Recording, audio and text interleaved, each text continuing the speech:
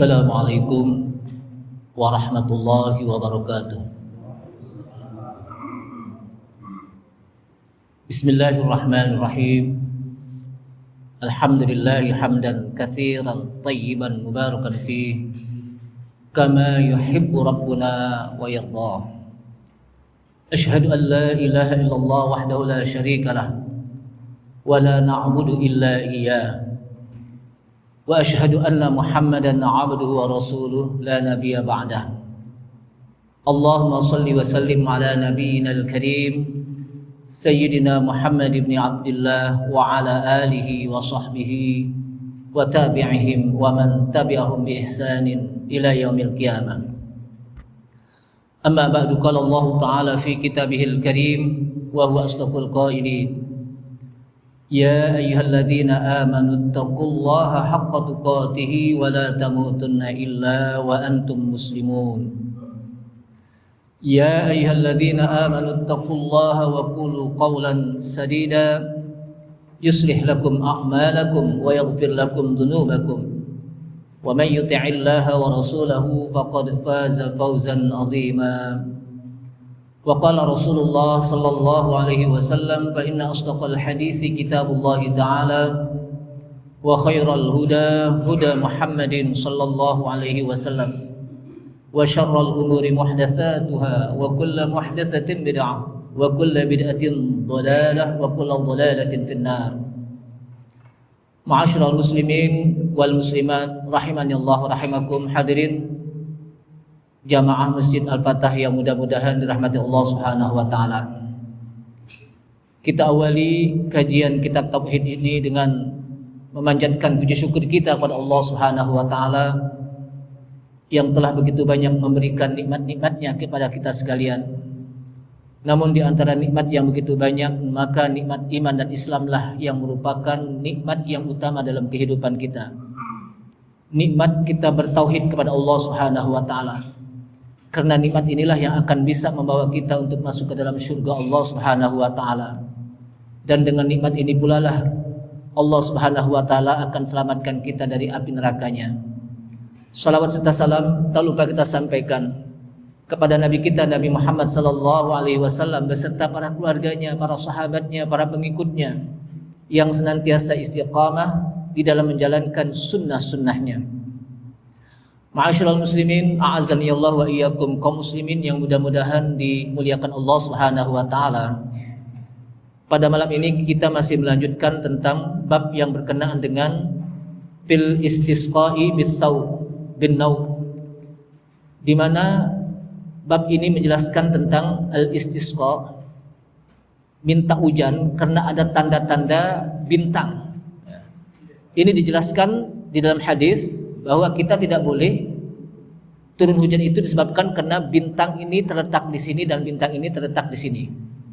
Maka dalam kesempatan malam ini kita akan masuk kepada satu hadis, walahuma an Zaid bin Khalid radhiyallahu anhu qala.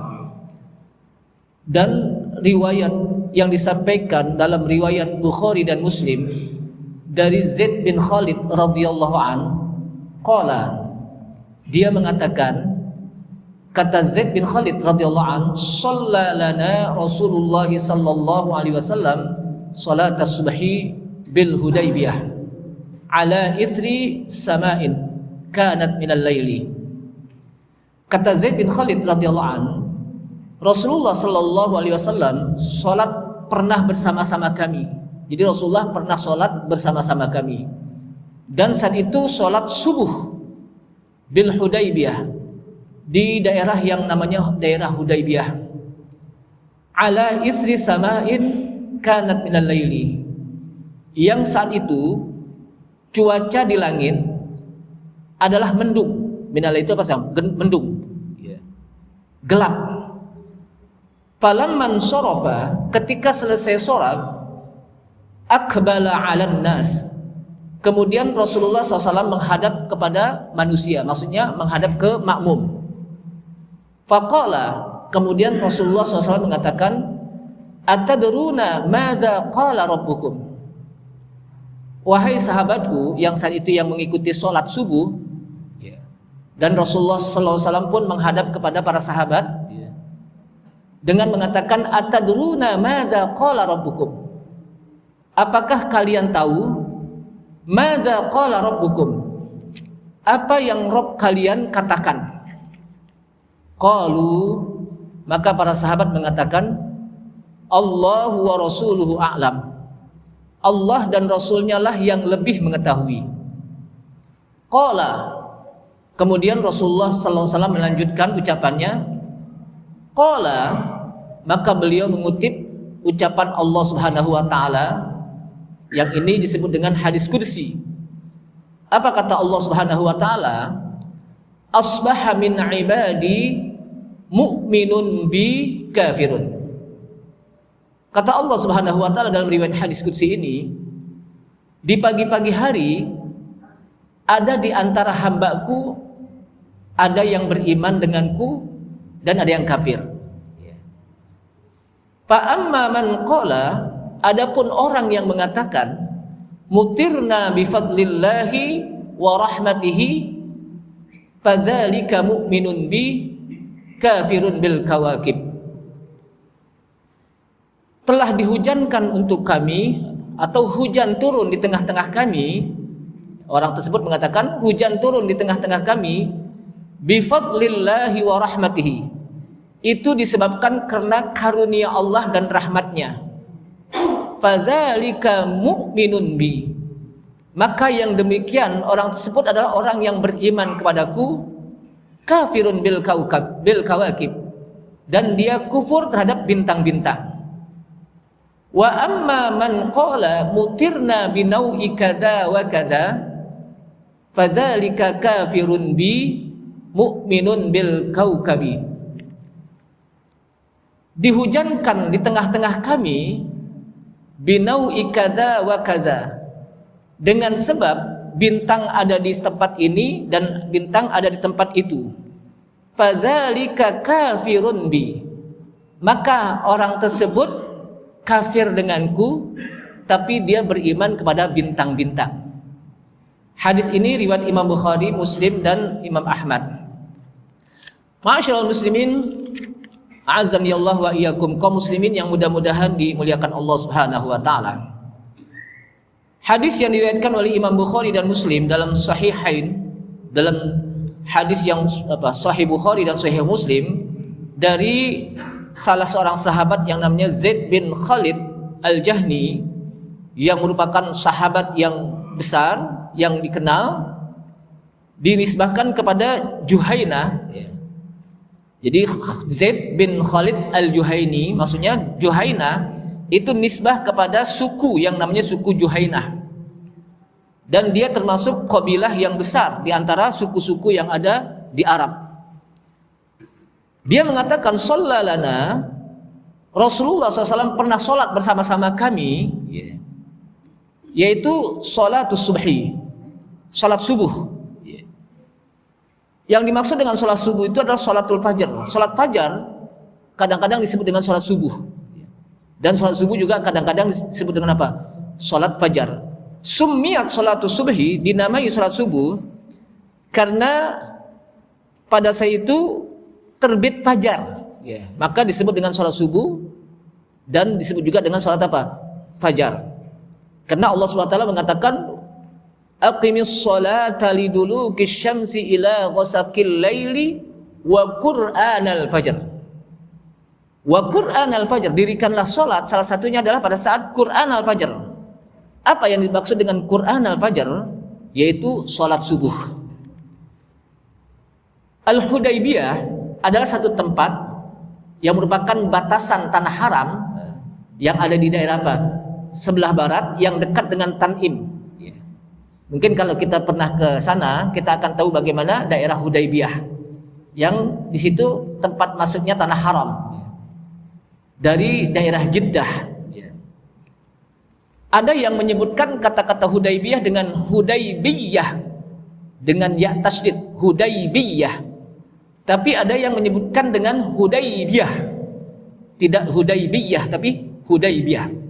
Ini dari sisi bahasa, tapi yang masyhur adalah Hudaybiyah.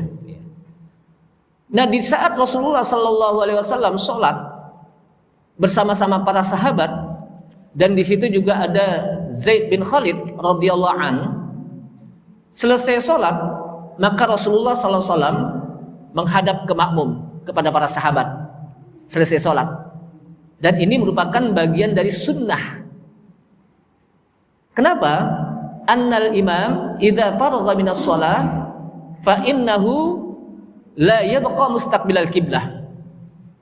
Imam ketika dia selesai sholat, maka janganlah dia tetap hanya menghadap ke kiblat. Bahkan dia disunahkan untuk menghadap ke makmum, ke wajah makmum. Kama kana Nabi sallallahu alaihi wasallam yaf'alu dzalika. Sebagaimana yang dilakukan oleh Nabi kita Nabi Muhammad sallallahu alaihi wasallam. Jadi kalau kita selesai sholat, kemudian imam itu jangan terus menghadap kiblat. Minimal kata para ulama, disebutkan oleh Syekh Abdurrahman Al-Basam, imam itu selesai sholat berzikir dengan membaca istighfar 3 kali. Astaghfirullah, astaghfirullah, astaghfirullah, Allahumma antas salam wa minkas salam, tabarakta ya dzal jalali wal ikram. Kemudian menghadap ke makmum. Ini sunnahnya, minimal gitu. Kenapa? Syekh Abdurrahman Al-Basam menjelaskan tentang hal tersebut. Jangan sampai dengan imam menghadap ke makmum selesai sholat itu untuk menjelaskan bahwa sholat itu sudah selesai. Itu yang pertama, bahwa sholat itu apa? Sudah selesai. Yang kedua, sebagai adab seorang imam kepada makmum. Jadi imam itu melihat ke makmum selesai sholat. Jadi adabnya, sehingga makmum tahu siapa sih imamnya gitu, dan imam pun tahu siapa sih makmumnya yang datang gitu. Sehingga masing-masing di antara makmum dan imam itu saling mengenal. Jadi jangan sampai imam habis sholat lempeng aja menghadap ke kiblat. Pas selesai sholat, selesai zikir, dilihat makmum udah pada bubar. Tak satu pun dia apa? Tahu siapa sih yang datang itu. Makanya itu termasuk adab. Jadi imam itu adabnya itu apa? Menghadap ke kiblat, ke makmum selesai sholat. Karena itu kata para ulama termasuk bagian dari adabnya seorang imam melihat makmum. Jadi dia tidak membelakangi makmum saja, tapi juga menghadap ke makmum. Itu termasuk ibab, dan itu juga yang dilakukan oleh Nabi kita Nabi Muhammad sallallahu alaihi wasallam, sehingga para ulama mengatakan di anna hadza minas sunnah, dan ini dilakukan termasuk bagian dari apa? Sunnah yang dilakukan oleh Rasulullah sallallahu alaihi wasallam. Kemudian ketika Rasulullah sallallahu alaihi wasallam menghadap ke makmum, maka Rasulullah bertanya, atadruna madza qala rabbukum? Karena Rasulullah melihat bagaimana pada saat salat subuh dia apa? Langit gelap. Terjadi apa? Gelap, mendung. Maka Rasulullah SAW bertanya kepada para sahabat, atadruna madza qala rabbukum? Apakah kalian tahu apa yang dikatakan oleh Rabb kalian? Hadza, kata para ulama, di sini Syekh Shalih Fauzan Syekh yang menulis kitab ini mengatakan ini merupakan syariat di mana diperintahkan juga bagi seorang imam selesai sholat untuk memberikan nasihat kepada makmumnya. Untuk memberikan apa? Nasihat kepada makmumnya, untuk mengingatkan.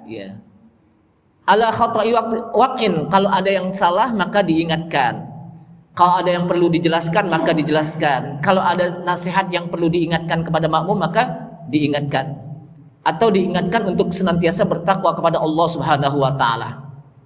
Karena inilah yang dilakukan oleh Rasulullah sallallahu alaihi wasallam. Tapi walam yakun yudawim, tapi tidak terus-menerus, kadang saja. Kadang saja.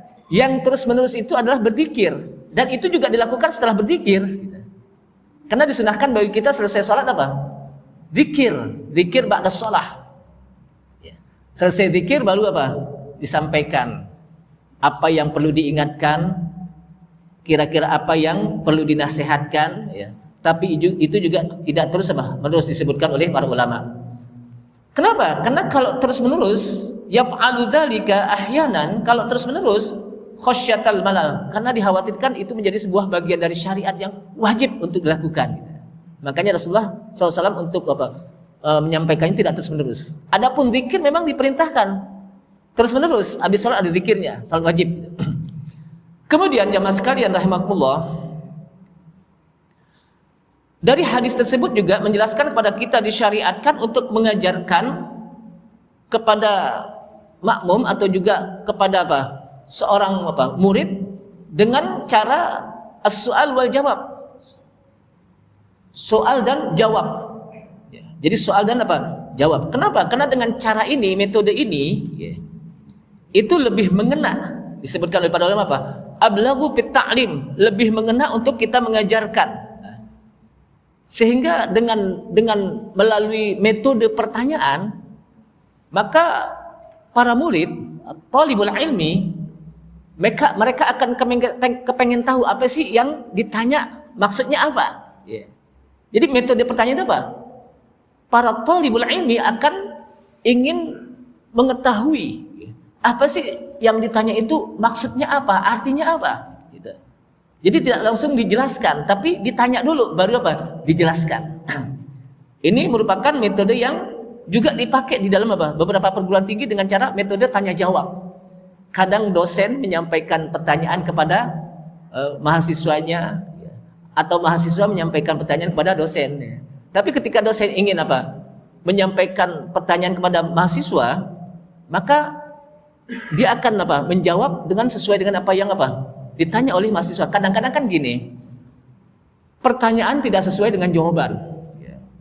Pertanyaannya sedikit tapi jawabannya panjang banget.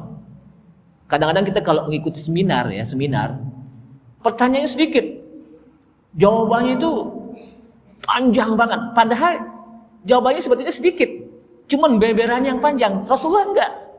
Kenapa? Karena Rasulullah Sallallahu Alaihi Wasallam itu memiliki kalimat itu yang jawamiul kalim. Jadi Rasulullah Sallallahu Alaihi Wasallam itu kalau menjawab, kalimat itu jawamiul kalim. Kalimatnya sedikit tapi mencakup. Kalimatnya sedikit tapi mencakup. Tapi kalau kita kadang-kadang jawabannya panjang, orang hampir bingung mana sih yang benar jawabannya nih. Kenapa? Saking panjangnya. Rasulullah enggak, sesuai dengan apa yang ditanya. Nah, para sahabat ketika ditanya, atadruna madza qala rabbukum, apakah kamu tahu apa yang dikatakan Rabb kamu? Maka para sahabat sebagai adabnya, karena mereka tidak tahu, mereka mengatakan Allahu wa rasuluhu a'lam. Ini adab. Jadi jangan sampai kita nggak tahu tapi kita masih bertahan untuk jawab juga, masih kita memaksakan untuk jawab juga. Padahal ketika dijawab justru salah, bahkan lebih banyak menyesatkan gitu. Makanya adabnya kalau kita nggak tahu, Allah wa rasuluhu a'lam. Allah dan Rasulnya lah yang lebih mengetahui. Tapi itu saat dimana Rasulullah Sallallahu Alaihi Wasallam masih hidup. Kenapa? Karena di zaman Rasulullah SAW, di zaman sahabat Rasulullah SAW kan masih hidup. Maka para sahabat mengatakan Allah wa rasuluhu a'lam. Allah dan Rasulnya lah yang lebih mengetahui. Tapi sekarang Rasulullah SAW nggak hidup, tidak ada tengah-tengah kita. Maka yang terbaik bagi kita ada jawabnya ketika kita tidak mengetahui, wallahu a'lam. Allah yang lebih mengetahui. Allah yang lebih mengetahui. Ini bagian dari adab kita. Jadi jangan memaksakan. Begitu juga seorang guru juga begitu, seorang ustaz begitu. Kalau dia nggak tahu, lebih baik dia mengatakan wallahu a'lam. Saya tidak tahu, wallahu a'lam. Jangan dipaksakan banget harus tahu padahal nggak tahu. Sehingga dengan dipaksakannya harus tahu, justru jawabannya menyesatkan, salah. Padahal kalau jawabannya salah bagi seorang ustaz, itu justru membahayakan bagi umat. Mendingan mengatakan Allahu a'lam. Allah itu yang lebih mengetahui. Bisa menjadi PR bagi dia. Nanti kalau saya cari lagi, mungkin sampai di sini ilmu saya, atau mungkin sebatas ini ilmu saya. Itu harus kalau bahasa kita harus ada kejujuran intelektual. Jadi harus ada kejujuran intelektual seorang ustadz atau seorang yang menyampaikan ilmu. Jadi jangan sampai tidak ada kejujuran intelektual. Kemudian jamaah sekalian rahimakumullah, hadzal hadis yusamma bi al-haditsil qudsiyah. Jadi hadis ini disebut dengan hadis-hadis qudsi. Kenapa nisbatan ilal qudsi at-taharah? Karena hadis itu suci. Jadi hadis itu suci. Dia min kalamillah juga. Sebetulnya hadis qudsi itu termasuk dari kalamillah. Hadis qudsi itu min kalamillah lafzuhu wa ma'nuhu, lafadznya dan maknanya. Adapun hadis selain qudsi itu dari Rasulullah SAW, hanya maknanya dari Allah Subhanahu wa taala. Sebab apa yang disampaikan oleh Rasulullah sallallahu alaihi wasallam tentunya tidak terlepas dari apa yang disampaikan, diwahyukan oleh Allah Subhanahu wa taala. Wa ma yantiqu 'anil hawa in huwa illa wahyu yuha. Dan tidaklah Rasulullah berbicara 'anil hawa, disebabkan kena hawa nafsu. Tapi in huwa illa wahyu yuha, tidaklah dia berbicara kecuali wahyu yang diwahyukan kepadanya. Jadi Rasulullah SAW kalau bicara itu bukan kenapa dari dasar hawa nafsu, tapi dari wahyu yang dibimbing oleh Allah Subhanahu wa taala. Beda dengan kita kebanyakan. Kalau berbicara kadang-kadang dari hawa nafsu kita, dari keemosian kita, ya. Makanya lebih banyak salahnya. Kenapa? Kalau sudah berdasarkan hawa nafsu lebih banyak apa? Salahnya. Tanpa dia berpikir, ya. Tapi kalau Rasulullah SAW apa yang disampaikan itu apa? Tidak terlepas dari bimbingan wahyu Allah Subhanahu wa taala. Ma'asyiral muslimin rahimakumullah, annal hadis al-qudsi, cuma hadis qudsi itu berbeda dengan Al-Qur'an. Kalau Al-Qur'an orang membacanya dia menjadi at-ta'abbud bitilawatihi, al-mu'abbad bitilawatihi. Dia membaca menjadi sebuah ibadah. Man qara'al Qur'an fi kulli harfin hasanah wa fi kulli hasanatin ashrun. Barang siapa yang membaca Al-Qur'an satu huruf dia akan mendapatkan satu kebaikan. Dan kalau kita melakukan satu kebaikan kita mendapatkan 10 pahala. Jadi kalau kita membaca alif lam mim dzalikal kitabu la raiba fihi hudan lil muttaqin. Berapa huruf? Banyak deh Ustaz. Tinggal dihitung aja. Berapa kebaikan yang kita sudah lakukan. Berapa pahala yang sudah diberikan oleh Allah SWT. Itu Quran. Tapi kalau hadis qudsi tidak. Ya. Kemudian di sisi lain juga ada ulama yang mengatakan kalau kita membacanya, kita menyentuhnya, bukan bacanya, menyentuhnya beda dengan bacanya. Ya. Menyentuhnya, maka la yamassuhu illa tahir. Tidaklah dia menyentuhnya kecuali suci. Berudu dan sebagainya. Tapi kalau hadis qudsi tidak. Dan hadis qudsi Al-Qur'an ini juga ala riwayatil mutawatir. Jadi Al-Qur'an itu riwayatnya semuanya mutawatir. Jadi apa yang kita baca Al-Qur'an itu juga yang dibaca oleh Rasulullah SAW dengan para sahabat. Apa sih hadis mutawatir? Ya, riwayat mutawatir ma rawathul jamaah. Sekelompok orang banyak yang meriwayatkannya dari mulai masa Rasulullah SAW, sahabat, tabi'in, atba'ut tabi'in sampai kepada Imam Bukhari dan Muslim, semuanya banyak yang meriwayatkan. Sehingga tidak ada yang terjadi perselisihan tentang periwayatan tersebut. Dan Al-Qur'an riwayatnya semuanya apa? Mutawatir. Ya. Mutawatir. Tapi memang ada hadis qudsi yang tidak mutawatir. Dianggap ini hadis qudsi, padahal apa? Diriti tidak sampai gitu. Tapi Al-Qur'an riwayatnya apa? Mutawatir. Kemudian kata Rasulullah sallallahu alaihi wasallam, dan Rasulullah mengutip apa yang disampaikan oleh Allah Subhanahu wa taala, asbaha min ibadi mu'minun bi wa kafirun. Karena ini pagi-pagi dan Rasulullah melihat mendung, gelap di atas apa? Langit, maka kata Rasulullah SAW, asbaha min ibadi mu'minun bi wa kafirun. Di pagi-pagi hari nih ada di antara hambaku yang dia beriman kepadaku dan ada juga yang kafir. Di pagi hari ini apa? Ketika dia lihat apa? Langit, ada yang beriman kepadaku dan ada juga yang beriman dan ada yang kafir kepadaku. Fa amma man qala, adapun orang yang mengatakan mutirna bi fadlillahi wa bi rahmatihi.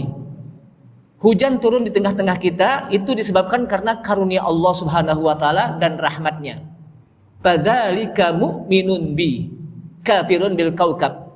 Nah, orang itu adalah orang mukmin denganku, kata Allah dalam hadis qudsi ini. Dia udah beriman padaku dan dia kufur kepada bintang-bintang, enggak percaya kepada bintang. Wa amma man qala mutirna binaui kadza wa kadza. Adapun orang yang mengatakan mutirna, hujan turun di tengah-tengah kita, binaui kadza wa kadza, dengan sebab bintang-bintang terjadi di tempat ini, terletak di sini. Fadzalika kafirun bi. Orang tersebut udah kufur padaku, kata Allah. Tapi mu'minun bil kaukab. Dia beriman kepada bintang-bintang. Ya. Jamaah sekalian, hadis ini menjelaskan kepada kita, ya, ada orang yang pagi-pagi harinya beriman kepada Allah SWT, tapi kufur kepada bintang. Ada yang kufur kepada Allah SWT, tapi beriman kepada bintang. Jamaah sekalian, fa amma man qala mutirna bi fadlillahi wa rahmatihi, adapun orang yang mengatakan diturunkan hujan di tengah-tengah kita disebabkan karunia Allah dan rahmatnya. Nah, orang ini mengakui bahwa hujan yang diturunkan itu bagian dari karunia dan rahmat Allah Subhanahu wa taala. Jadi hujan itu turun disebabkan dengan apa? Fadlillah wa rahmatillah. Karena karunia Allah Subhanahu wa taala dan karena rahmat Allah Subhanahu wa taala, dan itu termasuk bagian dari nikmat. Sehingga ketika turun hujan, dia nisbatkan nikmat tersebut bahwa nikmat itu yang memberikan adalah Allah Subhanahu wa taala. Maka orang tersebut beriman kepada Allah dan tidak percaya kepada bintang. Bukan bintang yang menurunkan hujan, bukan bintang yang memberikan hujan. Maka orang itu tersebut kufur kepada bintang, dan itu nggak apa-apa. Kenapa? Karena nggak percaya kepada bintang yang menurunkan hujan. Yang menurunkan hujan siapa? Allah Subhanahu wa taala. Kenapa? Sebab hujan itu termasuk bagian dari nikmat. Ketika orang itu sudah mendapatkan rahmat Allah Subhanahu wa taala, karunia Allah Subhanahu wa taala dengan turunnya hujan, berarti dia sudah mendapatkan nikmat, dan nikmat itu datangnya dari Allah Subhanahu wa taala, bukan dari bintang. Sehingga kita harus mengakui bahwa nikmat itu adalah dari Allah Subhanahu wa taala. Dan karena nikmat itu dari Allah Subhanahu wa taala, maka bagi kita wajib untuk kita syukuri. Ketika turun hujan wajib kita terus syukuri. Maka jangan sampai kalau ada turun hujan, ya pakai turun hujan lagi, jadi lepek deh. Itu jangan, pokoknya terima aja deh. Kita nggak tahu di balik itu. Kenapa? Karena itu hujan dari Allah Subhanahu wa taala dan kita harus syukuri. Bahkan kita kalau perlu mandi hujan. Basah-basah naik motor, ya udah nikmatin aja. Jangan sampai kita mengatakan ya pakai hujan lagi lepek deh. Ya ntar gitu. Pokoknya kita nikmati apa yang diberikan oleh Allah Subhanahu wa taala. Kenapa? Berapa banyak orang yang membutuhkan air. Kita jangan, kalau bahasa kita jangan individualistis, egois. Egois cuma kita aja. Semua orang membutuhkan air. Kita juga membutuhkan air sebetulnya. Nah, oleh karena itulah jamaah sekalian rahimakumullah, ketika turun hujan kita wajib mensyukuri nikmat. Dan salah satu doa yang diijabah oleh Allah Subhanahu wa taala adalah ketika turun hujan. Maka ketika turun hujan kita memperbanyak doa, karena itu termasuk waktu yang ijabah. Jangan sampai kita gerutu, tahu gerutu? Atau nyap-nyap. Orang kita bilang nyap-nyap. Aduh, hujan, pakai hujan lagi, dimarah-marahin gitu. Jangan. Nikmati. Nikmati. Baju saya basah, udah tinggal dipakai, dijemur, enggak repot sebetulnya. Jadi enggak susah sebetulnya, cuman kita aja yang repot sebetulnya. Justru kita bersyukur dengan hujan, ternyata Allah masih memberikan kita kehidupan. Karena hujan itu turun hujan ada kehidupan di sana. Coba kalau enggak hujan-hujan, bayangin. Setahun enggak hujan, kira-kira gimana kita? Repot manusia. Jamaah sekalian, wat tafaddul war rahmah sifatani min sifatillah. Jadi karunia dan rahmat itu dua sifat yang diberikan oleh Allah Subhanahu wa taala, yang diberikan oleh Allah untuk hambanya. Di mana Allah Subhanahu wa taala memberikan karunianya, rahmatnya kepada hambanya berupa hujan. Fandur ila asari rahmatillah kaifa yuhyil arda ba'da mautiha. Kata Allah Subhanahu wa taala, pandur, perhatikan, ila asari rahmatillah, kepada bekas rahmat Allah. Apa sih bekas? Kalau bekas ini kadang-kadang bahasa kita bekas itu udah dipakai gitu kan ya. Itu bekas pakai tuh gitu. Bekas itu apa? Jadi ada telapak kaki, bekas telapak kaki gitu ya. Jadi bekas itu apa? Asar kalau bahasa kita bekas. Bekas turun hujan. Jadi Fanzur ila athari rahmatillah. Perhatikan bagaimana bekas rahmat Allah. Bekas rahmat itu maksudnya hujan. Hujan itu bagian dari apa? Pengaruh rahmat Allah. Dengan ada sebab rahmat Allah, maka Allah Subhanahu wa taala apa? Turunkan hujan. Jadi perhatikan bagaimana pengaruh rahmat Allah Subhanahu wa taala, yaitu berupa hujan, di mana Allah Subhanahu wa taala bi inzalil matar, ya. Allah Subhanahu wa taala turunkan hujan, dan dengan turunnya hujan wa imbatin nabat, maka tumbuhlah pohon-pohon, tumbuhlah tumbuh-tumbuhan. Kaifa yuhyil arda ba'da mautiha. Bagaimana Allah menghidupkan bumi yang tadinya mati menjadi hidup, yang tadinya tandus, kering, debu, pohon juga semuanya apa? Pada kering. Bahkan ada yang mati, turun hujan, tumbuh kembali, hidup kembali bumi. Dan itu bagian dari athari rahmatillah, pengaruh dari bekas rahmat Allah, yaitu berupa hujan. Dan itu wajib kita syukuri. Jadi kalau turun hujan itu ya kita mengucapkan alhamdulillah. Makanya kata para ulama disebutkan di sini, ketika turun hujan maka diperintahkan untuk membaca mutirna bifadlillah wa birahmatih. Diturunkan hujan di tengah-tengah kita dengan sebab karunia Allah dan rahmatnya. Atau Allahumma sayyiban nafi'an. Ya Allah, sayyiban nafi'an. Engkau turunkan hujan dan jadikanlah hujan ini nafi'an, yang bermanfaat. Ya. Udah hujan tapi hujan itu bermanfaat untuk diri kita dan untuk orang banyak. Ya. Kita berdoa saja gitu. Bukan kita nyalah-nyalakan turunnya hujan, tapi kita berdoa. Karena dengan turunnya hujan, maka bumi akan hidup. Kemudian jamaah sekalian, fadzalika mu'minun bi kafirun bil kaukab. Kata Rasulullah, itu orang beriman kepada Allah, kepadaku. Kata Allah SWT yang dikutip dari Rasulullah dalam hadis qudsi ini. Jadi Rasulullah mengutip hadis qudsi, ucapan Allah Subhanahu wa taala. Itulah orang yang beriman kepadaku dalam hadis qudsi ini, dan kafirun bil kaukab, dia kufur kepada bintang-bintang. Maksudnya apa? Dia tidak nisbatkan turunnya hujan itu dengan sebab bintang-bintang yang ada di tempat ini, posisinya di sini, dia tidak nisbatkan. Kenapa? Dia tidak percaya yang begitu. Makanya dia kafir kepada bintang. Tapi dia beriman kepada Allah SWT, dan ini yang benar. Di pagi-pagi hari apa? Ada yang begitu. Wa amma man qala mutirna binau'i kadza wa kadza. Adapun orang yang mengatakan mutirna, diturunkan hujan di tengah-tengah kita dengan sebab bintang berada di tempat ini, bintang berada di tempat itu. Maka ini tidak boleh. Ini apa? Tidak boleh. Kenapa?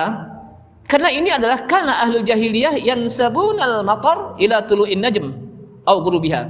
Karena ini adalah kebiasaan orang-orang Arab jahiliyah, di mana ketika turun hujan, mereka senantiasa menisbatkan kepada bintang-bintang.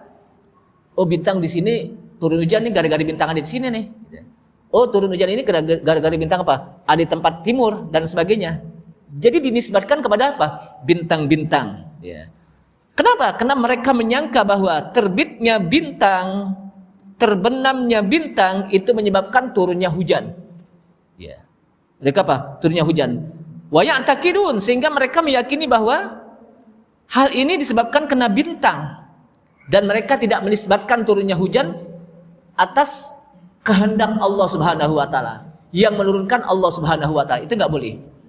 Padahal jelas Allah Subhanahu wa taala mengatakan, ya ayyuhan nasu u'budu rabbakumul ladzi khalaqakum wal ladzina min qablikum la'allakum tattaqun. Alladzi ja'ala lakumul arda firasyan was samaa'a binaa'a wa anzalna minas samaa'i ma'an, dan kami turunkan hujan dari langit. Kami turunkan air dari langit. Air di sini maksudnya apa? Hujan dari langit. Fa akhraja bihi minas samarat. Dengan turunnya hujan, Allah keluarkan di bumi ini buah-buahan. Tumbuhlah buah-buahan, pohon-pohon menghijau, menghasilkan banyak tanaman-tanaman yang segar, subur, karena turunnya apa? Air hujan. Bayangkan kalau nggak hujan-hujan, orang akan teriak. Jangankan untuk nyuci mobil, jangankan untuk mandi, untuk minum aja susah. Maka kita bersyukur pada Allah Subhanahu wa taala, Indonesia itu turun hujan. Tapi juga perlu kita mendoakan, Allahumma shayyiban nafi'an, ya Allah, dengan turunnya hujan itu tersebut, maka jadikanlah hujan itu shayyiban nafi'an, hujan yang memberikan manfaat kepada manusia. Manfaat apa? Kepada manusia. Dan ketika dia menisbatkan bahwa hujan itu kepada bintang dan tidak menisbatkan kepada Allah Subhanahu wa taala, wa hadza kufrun.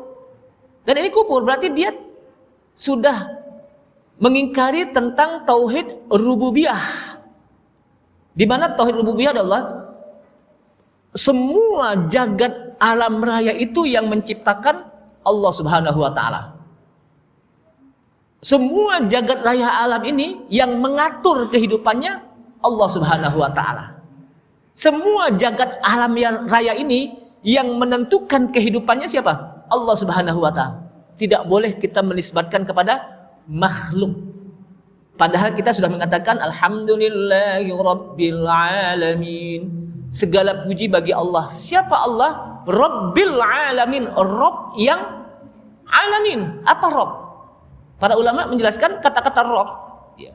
Rabbil alamin itu di situ ada 3. Pertama, khaliqul alamin. Allah Subhanahu wa taala yang menciptakan ini alam. Ya.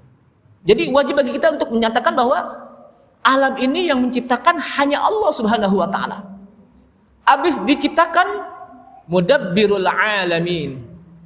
Allah Subhanahu wa taala mengatur alam ini. Diatur. Bintang-bintang diatur, matahari diatur, planet-planet diatur, bulan begitu juga, sehingga di antara mereka planet-planet, matahari, bulan, bintang tidak ada yang bertabrakan. Siapa yang mengatur itu? Allah Subhanahu wa taala.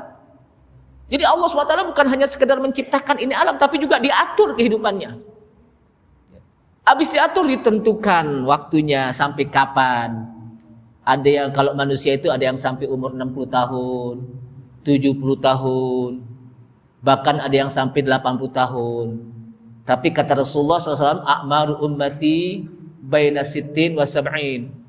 Umur umatku antara 60 dan 70. Wa aqalla ma zada, sedikit sekali yang lebih dari 60 dan 70. Kalaupun ada yang sampai 100 lebih, itu orang yang jarang. Mungkin di sini juga nggak ada kali yang 100 lebih. Jangankan 100, 80 juga nggak ada kali di sini, jarang. Tapi itulah ketentuan Allah Subhanahu wa taala. Jamaah sekalian, kenapa mereka dianggap kufur? Karena mereka menisbatkan nikmat kepada makhluk. Turun hujan kan nikmat. Lalu dia nisbatkan nikmat tersebut dari bintang, bukan dari Allah Subhanahu wa taala. Ketika dia nisbatkan bahwa nikmat itu dari bintang, dari makhluk, maka dia menjadi kufur. Wa hadza syirkun billah. Ini merupakan kesyirikan kepada Allah Subhanahu wa taala. Dan syiriknya juga bukan syirik kecil, syirkun kabir. Syirik besar. Asyirku fil rububiyah. Syirik di dalam tauhid rububiyah. Apa tauhid rububiyah? Di mana wajib bagi kita untuk mengimani bahwa seluruh jagat raya ini Allah Subhanahu wa taala yang menciptakan, yang menentukan. Allah Subhanahu wa taala yang mengatur. Dan kalau tidak, dia sudah musyrik, dan kalau orang musyrik itu apa? Sudah kufur kepada Allah Subhanahu wa taala, wal iyadu billah. Jadi ini merupakan sebuah dalil bahwa kufur bagi orang yang menjadikan bintang sebagai standar untuk turunnya hujan. Oh, gara-gara bintang sini nih turun hujan. Oh, gara-gara bintang tempat ini maka turun hujan. Ini bukan hanya sekedar hujan saja, tapi juga nasib kehidupan manusia disebabkan gara-gara bintang. Itu juga nggak boleh. Oh, bintang ini ada di sini, maka manusia akan hidup damai. Oh, bintang ada di sini, maka manusia akan hidup makmur. Oh, bintang ada di sini, maka manusia akan hidup, mereka akan apa? Hidup tidak baik. Itu tidak ada hubungannya. Kenapa? Karena bintang tidak mengatur itu. Bahkan bintang itu pun yang mengatur siapa? Allah Subhanahu wa taala. Jamaah sekalian rahimakumullah. Kemudian disebutkan di sini bahwa hadis ini ada memiliki faedah. Jadi kata para ulama, apa yang bisa kita ambil dari faedah hadis ini? Beberapa faedah yang disebutkan di sini adalah pertama, disyariatkan untuk menyampaikan nasihat selesai sholat. Kenapa? Karena itu waktu yang tepat, sedang lagi ngumpul-ngumpulnya orang, jadi nggak perlu dikumpulin lagi. Kan habis sholat kan makmum pasti apa? Paling ngumpul kan? Jadi nggak perlu pengumuman lagi udah pada ngumpul, tinggal dinasihatkan aja. Dan itulah yang dilakukan Rasulullah SAW selesai sholat, tentunya dengan zikir dulu. Karena zikir itu termasuk bagian dari zikir muqayyad. Kata para ulama, kalau ada zikir maka dahulukan zikir yang muqayyad, yang terikat dengan waktu. Dan salah satu yang terikat itulah zikir setelah sholat. Itu jangan ditinggalkan. Itu jangan ditinggalkan. Kenapa? Karena disebutkan dalam hadis, barang siapa yang baca subhanallah 33 kali, alhamdulillah 33 kali, Allahu akbar 33 kali, sehingga semuanya 99, ditambah lagi dengan la ilaha illallah wahdahu la syarikalah lahul mulku wa lahul hamdu wa huwa ala kulli syai'in qadir menjadi 100, maka disebutkan ghufirat khotoyahu walau misla jabalid dahbah walau misla zabadil bahr. Dia akan diampuni dosa-dosanya walaupun sebanyak buih di lautan. Bayangkan, sebanyak buih lautan dia akan diampuni setelah dia berzikir seperti itu. Jangan juga lupa kita membaca ayat kursi habis sholat. Kenapa? Karena di situ ketika orang itu membaca ayat kursi, maka dia akan terbebas dari gangguan syaitan. Begitu juga baca Al-Ikhlas, Al-Falaq, An-Nas, masing-masing 1 kali.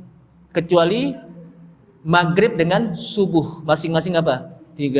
Itu jangan kita tinggalkan zikir, karena manfaatnya luar biasa. Dan itu juga termasuk bagian dari kita meruqyah diri kita. Kita terjauh dari gangguan-gangguan syaitan. Sehingga kalau ada orang yang memistik kita ini, kita terselamatkan. Kita terselamatkan. Kenapa? Kita sudah membaca zikir, berlindung kepada Allah Subhanahu wa taala. Kemudian dari hadis tadi juga menjelaskan tentang bagaimana metode mengajar. Di mana Rasulullah SAW metode mengajar itu dengan pertanyaan dan jawaban, tanya jawab. Ditanya dulu oleh Rasulullah kepada para sahabat, sehingga para sahabat ketika ditanya kepengen tahu jawabannya. Dan Rasulullah setelah itu ketika para sahabat jujur mereka nggak tahu dan mereka mengatakan Allahu a'lamu wa rasuluhu, Allah dan Rasulnya lah yang lebih mengetahui, maka Rasulullah sampaikan apa yang ditanya tersebut, sehingga para sahabat kepengen tahu betul apa sih yang disampaikan itu, sehingga dia para sahabat itu haus dengan ilmu. Abu Bakar As-Siddiq radhiyallahu anhu, orang yang selalu bersama Rasulullah SAW, masih haus dengan ilmu, sering bertanya tentang zikir apa yang paling utama ya Rasulullah. Habis ketika kita menutup sholat sebelum kita salam, zikir apa yang utama? Itu pernah dibaca ditanya oleh Abu Bakar As-Siddiq.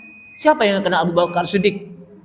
Yang termasuk Abdulus Sahabah, sahabat yang paling utama, yang dijamin masuk surga, tapi tetap masih haus terhadap ilmu, sering bertanya kepada Rasulullah SAW.